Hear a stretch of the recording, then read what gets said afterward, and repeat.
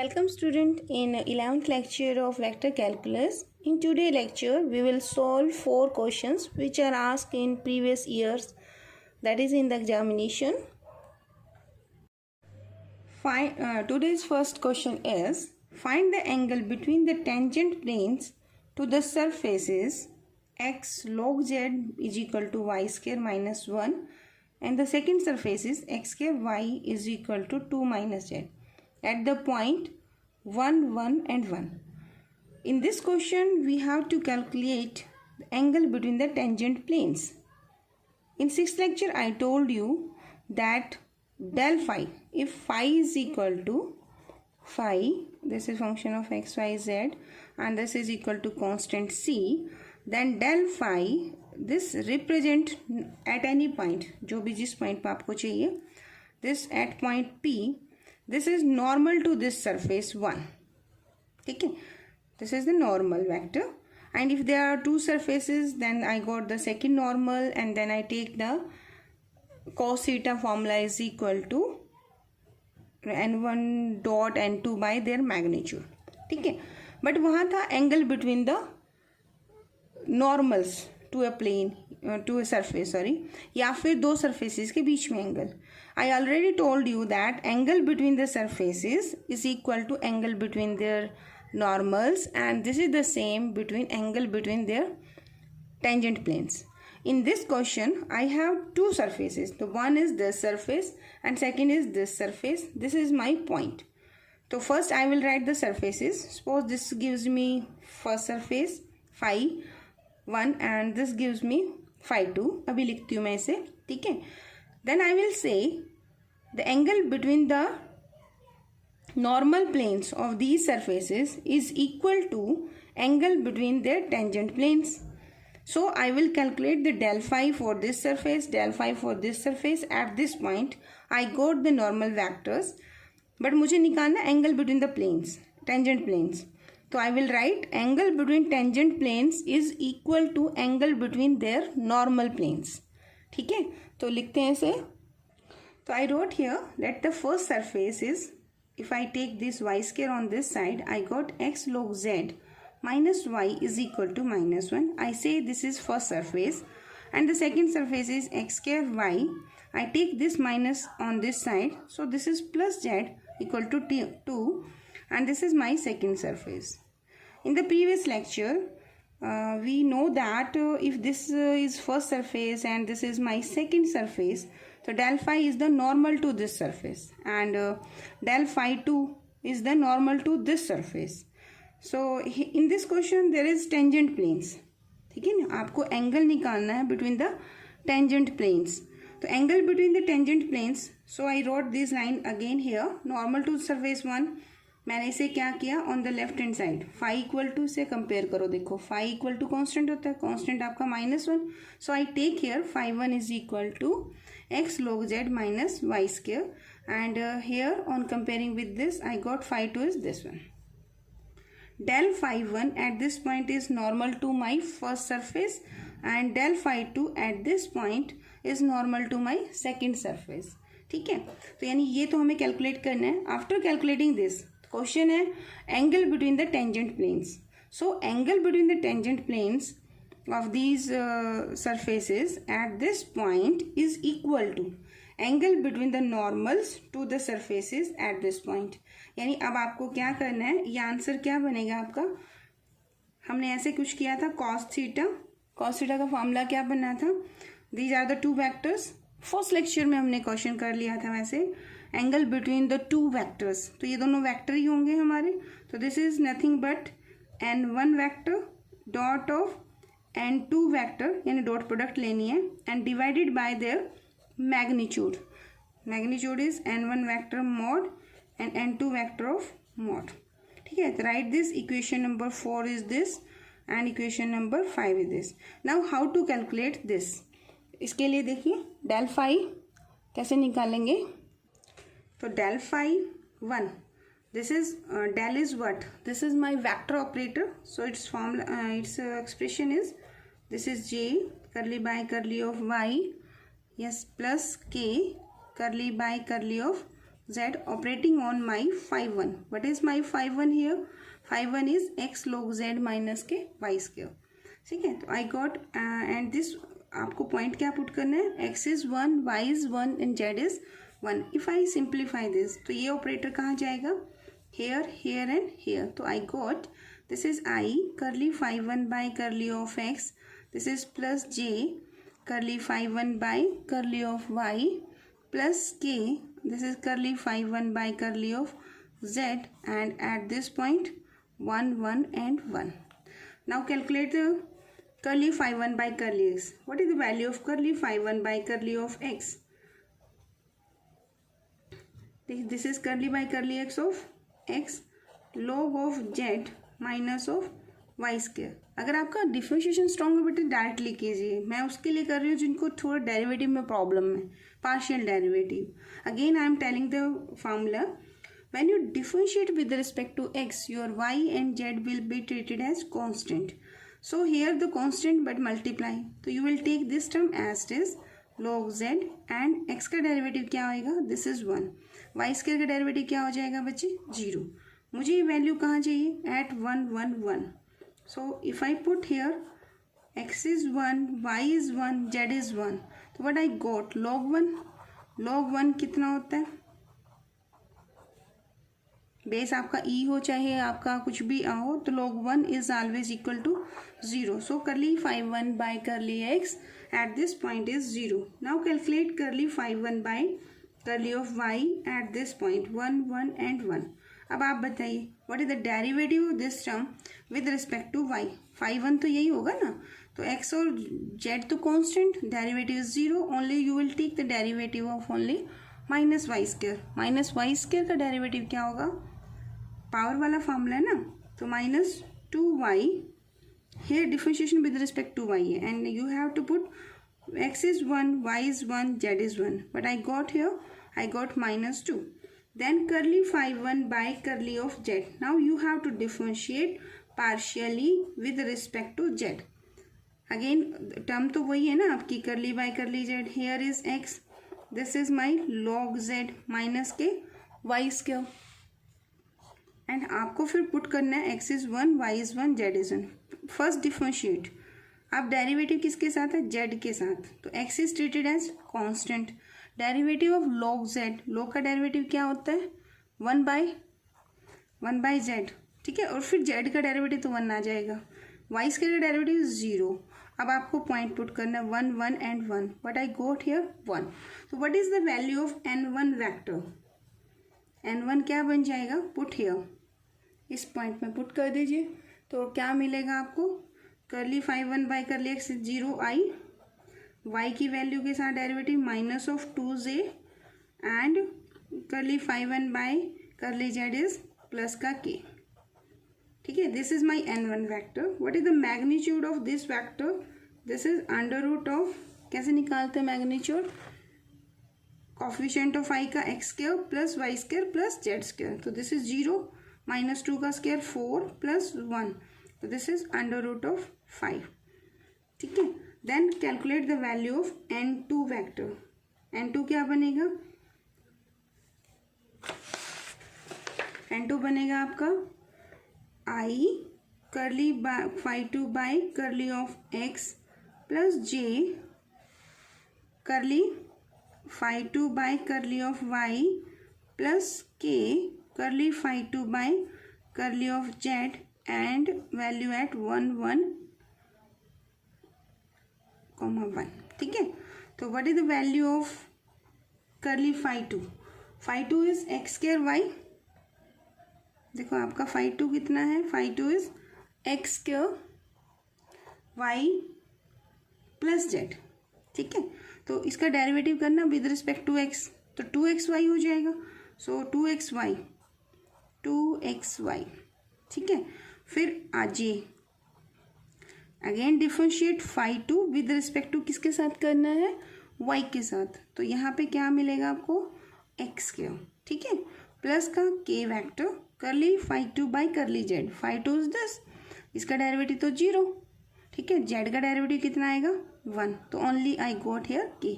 Now put point 1, 1 and 1. तो what I got here, 2 into 1 into 1, this is 2i plus x square means j रह जाएगा plus का k vector. Now calculate the magnitude of this vector. Again under root बन जाएगा. This is under root of x का square यानी कि 4, y का square यानी कि 1, z का square 1. तो I got here under root of 6. Now put all these values in equation number 5. I got cos theta is equal to this one. How to take the dot product now?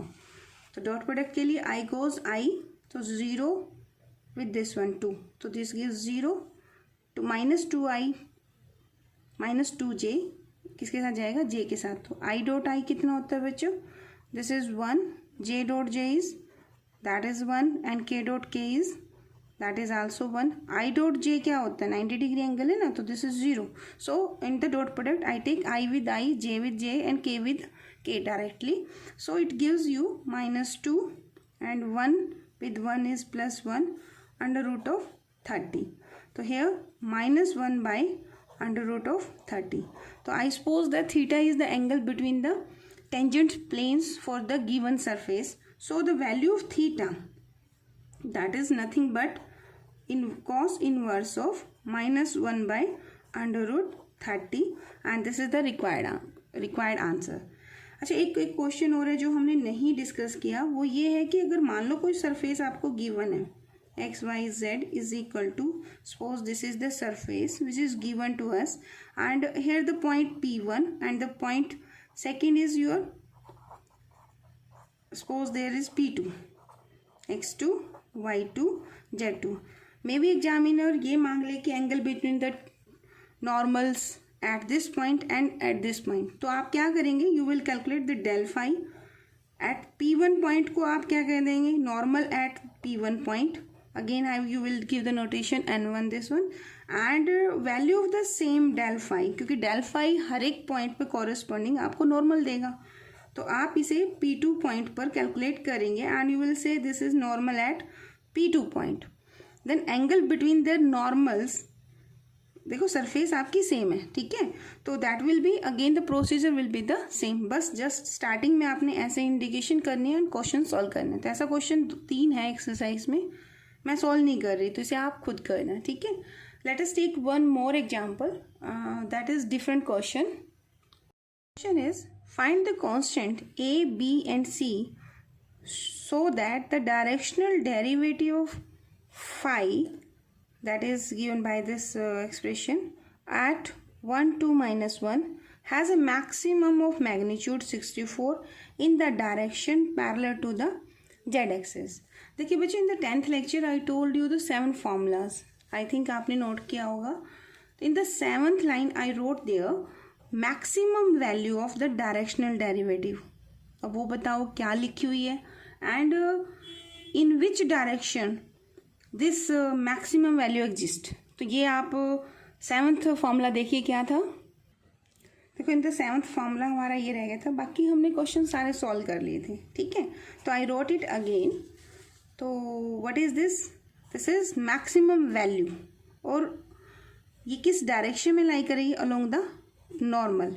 तो along the normal का मतलब है हमें normal vector निकालना है, del phi 1, and this del phi 1 vector जो होगा that is equal to del phi का मैग्नीट्यूड इनटू में क्या होता है, नॉर्मल वेक्टर की direction. And in the question read the statement. देखो क्या कहा है इसने कि मैग्नीट्यूड तो 64 है, यानी कि ये del phi जो है magnitude eight this point, this is given me 64, ठीक है. एंड इसने एक और कंडीशन दी है, क्योंकि देखो आपको कांस्टेंट ए बी सी एक से ज़्यादा निकालने हैं. अगर एक कांस्टेंट निकालना हो तो 1 क्वेश्चन 1 कंडीशन मैथमेटिकली सॉल्वेबल होता है, बट हियर आपको 3 कांस्टेंट कैलकुलेट करने, ए बी एंड सी. तो यानी कि 2 more condition I required here. तो how I got those 2 more conditions, उनके लिए आपको इस लाइन को बड़े ध्यान से पढ़ना है. देखिए इट सेज दैट कि मैक्सिमम ऑफ मैग्नीट्यूड 64, यानी del phi का मोड वैल्यू क्या है, दैट इज 64, यानी ये मैग्नीट्यूड दिया हुआ है आपके नॉर्मल का इस सरफेस की, ठीक है. वो तो हो गया del phi, इस पॉइंट पे कैलकुलेट कर लेंगे, this is 64. One condition is this. Second कहते हैं and this magnitude in the direction parallel to z axis. यानी आपको डायरेक्शन दे दी, यानी कि आपको यूनिट वेक्टर नॉर्मल वेक्टर दे दिया, दैट इज जेड डायरेक्शन यानी कि के वेक्टर. ठीक है, तो आप क्या करेंगे, first you find the del phi and then these two conditions we will use here. तो first right here phi is this one. तो what is the value of del phi, this is at this point और calculate कर लो, यानी x is 1, y is 2 and z is -1. तो this is I, this is curly by curly x of this phi plus j करली phi by curly of y plus k curly phi by curly of z. After calculating, put x1, y2 and this is -1. So I here take the derivative of phi. What is phi here? This one. इसका derivative with respect to x क्या बनेगा? Again the formula a asterisk x का derivative 1, so y square plus second term में तो आपका x है ही नहीं, तो दिस इज 0 है. और यहाँ क्या बन जाएगा, प्लस c जेड स्केयर एस्टिस और एक्स क्यूब का डेरिवेटिव क्या करोगे with respect to x, this is 3x cube. ठीक है, तो here I got this one. फिर प्लस का sign, this is j. Now differentiate 5 with respect to y. यहाँ देखो क्या बनेगा, ax 2y. ठीक है ना, ax क्योंकि कांस्टेंट होगा, y स्केयर का डेरिवेटिव 2y. ठीक, प्लस y b एस्टिस जेड भी एस्टिस, y का डेरिवेटिव 1, तो I got b z and the third term में y नहीं है तो 0. फिर k curly phi by curly z, first term में तो z है नहीं बच्चे, ax y स्केयर है ना 0. बी वाई जेड का डेरिवेटिव क्या बनेगा, B Y and c Z square x का 2cz x क्यूब एस्टिस. Now put here x is 1, y is 2, z is -1. देखो क्या बनता है आपका, on putting I got this expression. ठीक है, तो इसको number 2 1 is this, second is this, this is second and take this third. अब इन्होंने देखो बोला है यहाँ पे क्वेश्चन में गिवन स्टेटमेंट है कि डायरेक्शनल डेरिवेटिव जो है वो मैक्सिमम मैग्नीट्यूड तो 64 है, यानी मैग्नीट्यूड आपको 64 गिवन है. And this maximum value exists in the direction parallel to z axis. So in this I can write del phi का magnitude into k hat, क्योंकि parallel to किसके है, z axis. y axis भी हो सकता है बच्चे and x axis भी. So I got this term as is I 4 of a plus 3 of c plus j 4 of a minus of b plus k, this is 2b minus 2 of c. ठीक है, now this is a vector, this is also a vector. So from here I got what is the coefficient of I on the left hand side. अगर यहाँ कुछ नहीं है तो I can write 0j ना, I can write 0 of I. तो here I got 4a plus 3c is equal to 0. Second condition 4a minus of b again 0 and 2b minus 2c, this is equal to 64. So b minus of c is equal to 2 3s are 6 22 and here b is equal to 4a and b equal to 32 plus c. Now equation 4 5 and 6. Now simplify these and calculate the value of a, b and c. So I am calculating b is equal to 4a. ठीक है, and from this 4a is equal to -3c. Put these two values here. So b minus c 32 था, तो यहाँ पे b की value कितनी है बच्चे, 4a. ठीक है, and then put 4a is equal to -3c. 3c minus का minus c minus 4c. c minus 4 से divide, c got I got here 8. ठीक है, अब c की वैल्यू 8 है तो यहाँ पुट कर दो, 4a इज इक्वल टू 8 3 24, तो a की वैल्यू 6. ठीक है, now put this 6 value in this expression, तो b is equal to 24. So making this one I calculated a, b and c. The most important question. Now take one more question. If del u is equal to 2r4 of r vector, find u. This is the different question बच्चों, ये हमने अभी तक startup भी नहीं किया, ठीक है।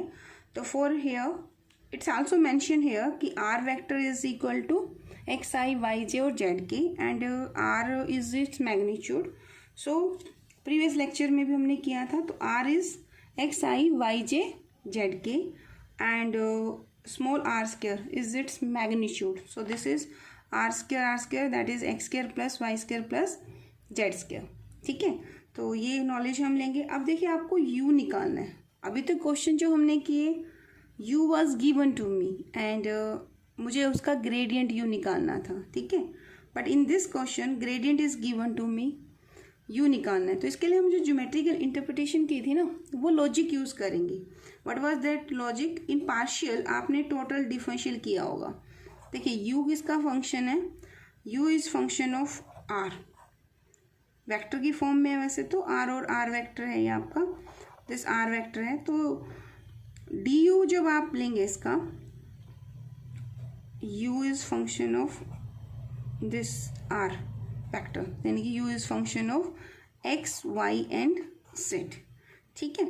तो हियर अगर मैं इसे टोटल डेरिवेटिव करने के लिए बोलती हूँ आपको du निकालो, तो first you will go to you depend upon more than one variable, so you will take the partial derivative. So this is curly u by curly of x into dx, ठीक है। एक variable के साथ dx आ गया, then you will again u को देखोगे, इसके अंदर दूसरा वेरिएबल भी पड़ा है that is y, so curly u by curly of y into d of y plus curly u by curly of z and this is d of z। ये आप पार्शियल डेरिवेटिव की टर्म्स को use करोगे बच्चे आप यहाँ पर, ठीक है। अब this is not given to me, क्योंकि जब u नहीं है तो how I calculate curly u by curly x, curly u by curly y, curly u by curly z। So यहाँ आपको लॉजिक लगाना है। देखिए अगर मैं यहाँ पे r vector is this one, अगर मैं यहाँ डी आर वेक्टर लेती हूँ तो वो क्या बनेगा? That is d x i, this is d y z, dy j sorry, and dz of k vector, ठीक है। And I know del phi, अगर मैं इसे ऐसे स्प्लिट कर दूं, this is curly u by curly x plus j curly u by curly of y plus k curly u by curly of z, and I take this is dot and I wrote it as i dx plus j dy plus k d of z। देखो ये चीज़ आपके पास है, क्या आप इस expression को इस format में लिख सकते हैं? देखो I goes to with I, तो this is curly U by curly X D X, तो this is curly U by curly X D X, this gives curly U by curly Y D Y and curly U by curly Z D Z, ठीक है ना। अभी तक हम dot product ले रहे थे, आप डॉट लिया हुआ है तो आप उसको स्प्लिट कर सकते हो। तो व्हाट इज दिस? अगर मैं इस यू ऑपरेटर से बाहर ले जाऊँ तो this is my del operator, तो this is del U and this is what? This is my D R vector, ठीक है। तो ये टर्म आप यहाँ पे एज चीज लिख दीजिए, this is i d of x plus j d of y plus k d of z. अब what is d del u given to me? This is 2r4 r vector. तो r4 तो आपका common ले लीजिए, और r vector क्योंकि vector goes with vector, तो this is i, this is j, this is k, sorry यहाँ y आएगा और यहाँ z। I wrote the value of r here, ठीक है। एंड डॉट प्रोडक्ट किसके साथ जाएगी बच्चों? This is this term, so i dx plus j d of y plus k d of z, ठीक है। तो हम इसे कैसे लिख सकते हैं? देखिए I can write this is 2, r4 है ना, तो x square y square z square power 2 कर सकते हैं। देखो ना आर स्क्वायर आपका कितना होता है? X square y square z square, इसकी तरफ दोनों तरफ स्क्वायरिंग करूँगी तो r4 इज इक्वल टू इसका स्क्वायर बन जाएगा, ठीक है। तो I got this, this goes with this, तो आई डॉट आई के साथ दैट इज 1, तो this gives me x D x Y D Y plus Z D Z. ये मोस्ट इम्पोर्टेंट स्टेप है बच्चों इसका, ठीक है, ये आपको मेमोराइज करना है, मेमोराइज करो जैसे आप कर सकते हो, क्योंकि एक बार यू मुझे वन वेरिएबल की फॉर्मेट में मिलेगा, I can integrate this and on integration I got the desired answer. So अब यहाँ पे आपको देखना है कि क्या सब्स्टिट्यूशन करें आप इसमें कि got the expression in one variable. देखिए अगर आप यहाँ पर इस क्वेश्चन में इफ़ आई टेक, लेट कर लेते हैं X square plus Y square plus Z square, if I take this is equal to T, क्या लिया मैंने यहाँ पर, आई टेक इट टी। तो डिफरेंशियल बहुत साइड करो, देखो पावर आगे कम, X D x Y D Y plus Z D Z, ये वैल्यू किसके बराबर होगी, दिस इज डी टी। तो make this substitution on this side, so I got to, तो put this value here, so this is t square and this is d of t. Now integrate both side, u is equal to 2 is here, this is t square d of t. So here I got u is equal to 2 time of t की 3 by this is 3 and this is 2 t की 3 plus constant of integration भी आप add करोगे यहाँ पे, तो plus C T, what is T, x square y square and z square. तो this is x square y square z square, ये value किसके बराबर है बच्चों, this is are square. So I directly put here r square का cube by 3 plus C, तो this is 6 r, sorry this is 2 r की 2 3 6 bye 3 plus का सी। ठीक है, तो अब आपको होमवर्क है मेरी तरफ से, you can verify the answer, del u निकाल के देखना है, इसका answer will be equal to जो क्वेश्चन आपको गिवन था, क्या गिवन था, del u is equal to 2r की 4 और r वेक्टर। ठीक है, तो ये क्वेश्चन ऐसे पूछा जाता है, if u is equal to this show that del u is equal to this, ये हमने प्रीवियस किया था।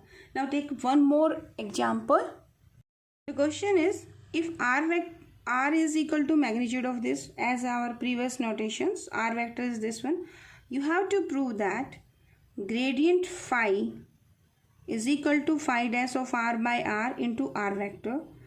फर्स्ट तो आपको ये प्रूव करना है, ये तो इजी है बच्चे, जैसे आपने आई थिंक ये थर्ड लेक्चर किया था तब हमने ऐसे क्वेश्चन किए थे सॉल्व। ठीक है, ये इंपॉर्टेंट क्वेश्चन क्यों है, क्योंकि इसमें हैंस करके पार्ट है, दैट्स वाई क्वेश्चन इंपॉर्टेंट है। ठीक है, तो यहाँ क्वेश्चन हैंस शो दैट, मतलब आपको पहले यहाँ तक पहुँचना है और इसी में फिर आपने कुछ इंटीग्रेशन या कुछ ऐसा लॉजिक अप्लाई करना है, आपको प्रूव करना है कि del operating on this one is equal to r की n - 1 ऑफ आर वेक्टर। तो फर्स्ट तो टेक दिस आर वेक्टर, जो फर्स्ट लेक्चर में हमने किया था कि आर स्क्वायर वैल्यू निकाल लो, क्या आएगी, क्या बनेगा आर स्क्वायर, देखो बच्चे अभी प्रीवियस क्वेश्चन में भी किया, तो x square y square z square होगा। ठीक है, एंड अगर मैं आपसे कहती हूँ करली आर बाई करली एक्स दो, तो that is equal to x by r. ठीक है, तो वो आप निकाल लेना, curly r by curly x is x by r. अगर नहीं आता तो फर्स्ट लेक्चर देखो बच्चे इसके लिए। ठीक है, y by of r and curly r by curly of z is equal to z by of r.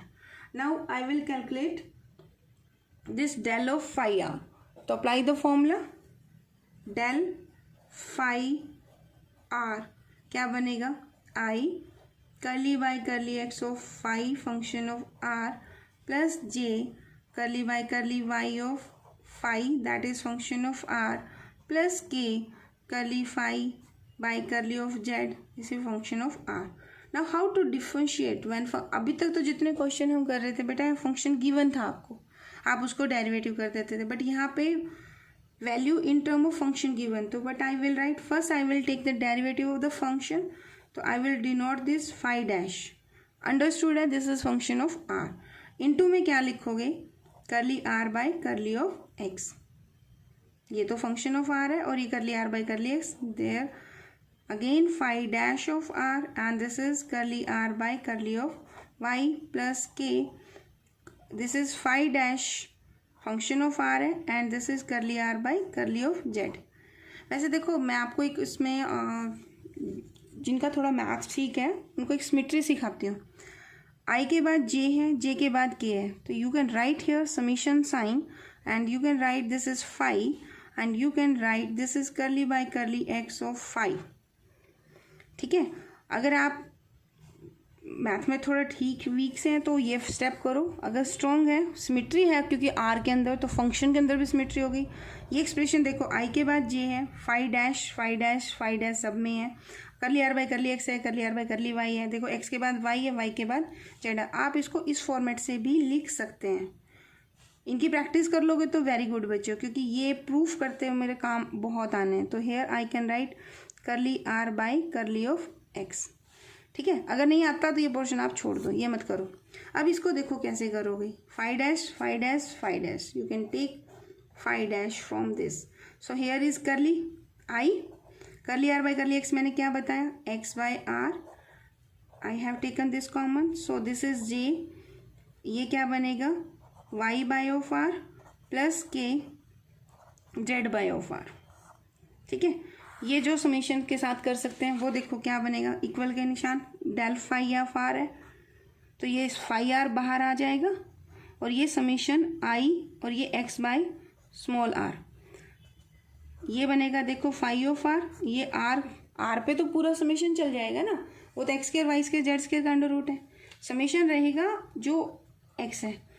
ये देखिए आई कर ली एक्स, अगर आप इस फॉर्मेट को समीशन की भाषा में लिखना चाहें, देखो पहले आई है, आई के बाद जे है, जे के बाद के है, एक्स के बाद वाई है, वाई के बाद जेड है, you can write this r vector as summation x y. So ये क्या बन गया, phi of r by r of r vector. जो थोड़ा एडवांस सा करना चाहते हैं समीशन, क्योंकि कई बार समीशन यूज होता है, देखिए जिनको समीशन नहीं आता वो अपना सिंपल तरीके से करते हैं। I got this one, so five dash r, यहाँ से आर कॉमन ले लो तो ये क्या बचेगा, एक्स आई वाई जे, और ये क्या हो गया जेड ऑफ के। ये वेक्टर कौन है, this is my r vector, so five dash of r by r is r vector, ठीक है। बहुत कैसे, वेरी इंपॉर्टेंट क्वेश्चन आ चुका है ये पेपर में, ठीक है। अब हेंस वाले पोर्शन पे देखिए, हेंस में इन्होंने क्या पूछा है, डेल, डेल तो डेल के बराबर ही है, ठीक है ना, इधर भी आपका क्या लगा हुआ है, डेल है, और इधर भी कौन है, डेल है। अगर मैं इस फॉर्मूले को इस फॉर्मूले से रिलेट करूं तो फाई फंक्शन ऑफ आर, इसकी जगह पे यहाँ क्या लिखा हुआ है, इंटीग्रेशन का सिंबल है जस्ट, यानी कि अगर मैं कंपैरिजन करती हूँ तो my phi of r, phi of r ये किसके बराबर है बच्चों, this is equal to integration of r vector, sorry r magnitude है यहाँ की power n d of r, ठीक है, गॉट दिस। अब इसका हम क्या करते हैं, देखिए इंटीग्रेशन के अंदर है और मेरे पास फाइव डैश की वैल्यू पड़ी है, ठीक है ना, तो इसके अंदर हम क्या करेंगे, डिफरेंशिएट कर देते हैं बोथ साइड। तो यहाँ तो आर के साथ रहेगा, ये इधर डेरिवेटिव, तो ये फाइव डैश ऑफ आर। अब देखिए यहाँ डिफरेंशिएशन इंटीग्रेशन है और मैं डेरिवेटिव कर रही हूँ, तो इंटीग्रेशन का सिंबल हट जाएगा, तो आई गॉट हेयर आर की एन, ठीक है। अब कैलकुलेट तो ये करना था ना मुझे, अब बताओ आप कैसे करना चाहिए मुझे। देखो this is del, this is del, this is five of r, five of r मैंने कंसीडर कर लिया, ठीक है। आंसर देखो क्या है, डेल अगर फाइव आर पे ऑपरेट होता है तो किसके बराबर है, that is phi dash r by r into r vector. तो I have calculated value of phi dash, इसका क्या करना चाहिए, I should put this value in the this expression, इस एक्सप्रेशन में ही पुट कर दो, देखो you got the desired answer, ये इसके नीचे, ठीक है। तो डेल फाइव आर की जगह इंटीग्रेशन का सिंबल आ जाएगा, ठीक है। तो put the value of five r here, तो दिस इज डेल, और फाइव आर कितना है आपका, इंटीग्रेशन आर की n d r is equal to किसके बराबर है बच्चों, फाइव डैश, फाइव डैश कितना निकाला आपने, आर की एन, नीचे क्या है इसके आर इंटू आर वेक्टर, क्योंकि क्वेश्चन में पूछा था ना हैंस शो दैट, हैंस का मतलब जो आप कर चुके उसके आगे करना है। तो अब ये देखो ये आर के एन है, ये आर नीचे तो ऊपर जाएगा, तो आर की एन माइनस वन और ये r vector, this is the desired result, ठीक है, हैंस आंसर। देखिए one more question, find the directional derivative of the function this one at the point 0 1 along a line making an angle of 30 degree with the positive direction of x-axis। देखिए यहाँ पे x Y Z के बजाय क्या है, x y two variable function है, तो phi is given to me. क्या पूछा गया, डायरेक्शन डेरिवेटिव, यानी आपको क्या क्या कैलकुलेट करना है, you need the del phi at point 0 1, ठीक है, ये आप कैलकुलेट कीजिए इसका डेरिवेटिव। सो क्या बनेगा, this is I curly phi by curly of x plus J curly phi by curly of Y, ठीक है, and at the point 0 1। Now the differentiation of this with respect to X, y is treated as constant, तो कौन सा formula लगेगा, u by we.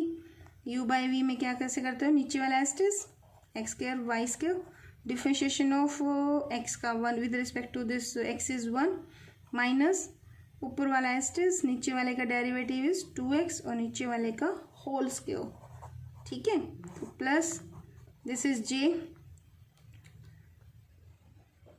Again here is symmetry in this function. If you change x to y, y to x, you got the desired answer.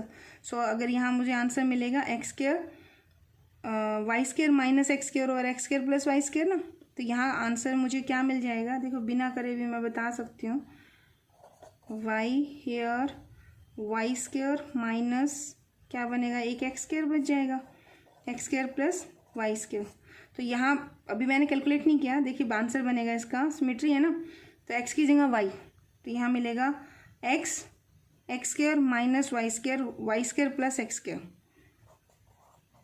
बिना करे देखो मैं लिखती हूँ, यहाँ आएगा x, यहाँ x square minus Y square, ये y square plus x square. Let us check क्या ये आंसर बनता है। देखो when you differentiate this with respect to किसके करना है, y, तो x इज कांस्टेंट, तो ये तो बाहर आ गया। अब नीचे वाला कौन है बच्चों, x square plus Y square, तो x square plus Y square का होल स्क्वायर तो नीचे आएगा। नाउ डिफरेंशिएशन किसके साथ कर रहे हो, वाई के साथ, ऊपर कौन है वाई, नीचे कौन है एक्स स्क्वायर वाई स्क्वायर, नीचे वाला एस्टिस यानी X square plus Y square. U by V करो, वी एस्टिस यू का डेरिवेटिव, यू कौन है अब आपका इसमें, यू आपका वाई है, वाई का डेरिवेटिव क्या होगा 1 माइनस ऊपर वाला एस्टिस, नीचे वाले का डेरिवेटिव क्या आएगा 2y। क्या पुट करना है, x0 y1, देखो यहाँ x है, अब यहाँ वाई स्क्वायर, ये एक्स स्क्वायर यहाँ रह गया, वाई स्क्वायर माइनस का 2y स्क्वायर तो वाई स्क्वायर। तो आप इस जब क्वेश्चन में सिमेट्री हो ना बच्चे, आप डायरेक्ट कर सकते हो, तो ये वाला पोर्शन करने का टाइम बच जाएगा, ठीक है। वेरीफाई हमने कर लिया। अब इसमें x की जगह क्या पुट करना है 0 और y की जगह पे 1, तो this is i 1 minus 0, so 1 x square 0 और 1 तो आई रहेगा, प्लस जे एक्स की जगह 0, तो ये तो आपका 0 हो जाएगा। तो I got here only I del phi, normal vector जो होगा वो ये बनेगा। अब मुझे क्या चाहिए, डायरेक्शनल डेरिवेटिव का फॉर्मूला हमने किया था, that is del phi dot of A vector, ठीक है। तो ये del phi at the point P, तो ये तो हम कैलकुलेट कर चुके हैं। अब मुझे इसकी जरूरत है, इसके लिए इसने देखो क्या दिया, आपको डायरेक्शन डेरिवेटिव निकालना है at a point 0 1 along a line making an angle of 30 degree with the positive direction of X axis. तो यहाँ डायरेक्शन कोसाइंस का फंडा है ये आपका, तो this is a line which is making angle 30 degree, तो ये वाली लाइन इसके साथ कितना बनाएगी, दैट इज 60 डिग्री। तो what is the unit vector I got here, this a vector is equal to, this is equal unit vector बनेगा making an angle, this a b ले लीजिए आप 30 degree with the X axis, ये x axis ले लो, ये Y ले लो, तो ये इस डायरेक्शन में डायरेक्शन डेरिवेटिव निकालना है, और ये डायरेक्शन 30 डिग्री का एंगल बना रही है with the X axis. So कैसे लिखेंगे इसको, this is the cosine of 30 degree, direction cosines ऐसे निकलते हैं, plus this is equal to cos of, ये कितना एंगल वाई एक्सिस के साथ बनाती है, that is 60 degree of J. तो कॉस 30 डिग्री की वैल्यू कितनी होती है, √3/2 of i, and cos 60 degree is equal to 1/2 of j, ठीक है। तो ये मेरा ए वेक्टर आ गया, डेल फाई ये आ गया। तो हमें क्या निकालना था, I need the direction derivative, तो required directional derivative of phi at point 0 1 in the direction of in the required direction, in the given direction या in the direction of a vector, this is equal to क्या बनेगा बच्चों, देखो इसकी dot product किसके साथ करनी है, a यूनिट वेक्टर के साथ। तो ये है मेरा unit vector cos square theta plus ये साइन की वैल्यू बन जाती है ना, तो इसका मैग्नीट्यूड है 1, तो ये आपकी कैप ही है। तो take the dot product of this vector with this, तो इसमें है ही सिर्फ आई, तो आई गोज टू आई, तो आई गॉट हेयर, तो take I dot I is √3/2। तो this is the required answer.